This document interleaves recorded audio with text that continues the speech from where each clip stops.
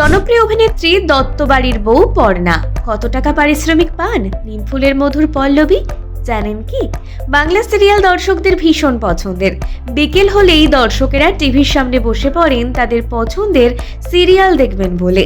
আর এইভাবেই বাংলার ঘরে ঘরে পৌঁছে যান বহু অভিনেতা অভিনেত্রীরা। পর্ণা জগদ্ধাত্রী থেকে শুরু করে শ্রীমূল খড়ি, সেই তালিকায় নাম রয়েছে অনেকের।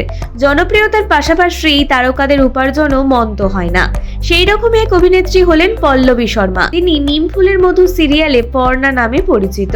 আর পল্লবী তথা পর্ণা কত টাকা আয় করেন তা জানেন? বাংলা টেলিভিশন জগতে জনপ্রিয় এক সিরিয়াল হলো নিমফুলের মধু।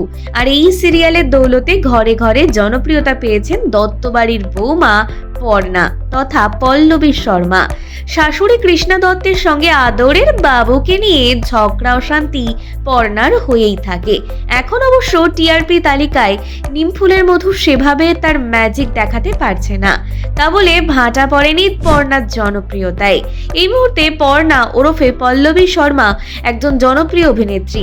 আর তার পারিশ্রমিক যে চড়া হবে সেটা আর নতুন করে বলার কিছু নেই। কে আপন কে পর ধারাবাহিক দিয়ে শুরু হয়েছিল তার অভিনয়ের পথ চলা। জবা হিসেবে সেই সময় পরিচিতি পান তিনি। সেই সময় লিডেই তিনি পেতেন মাত্র 20,000 টাকা। এরপর দীর্ঘ বিরতির পর পর্ণা ফেরেন নিমফুলের মধু সিরিয়ালে।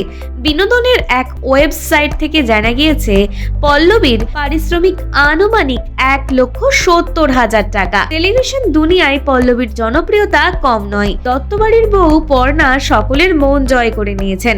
রুবেল পল্লবীর রিয়েল লাইফের জুটি দর্শকদের দারুণ পছন্দের।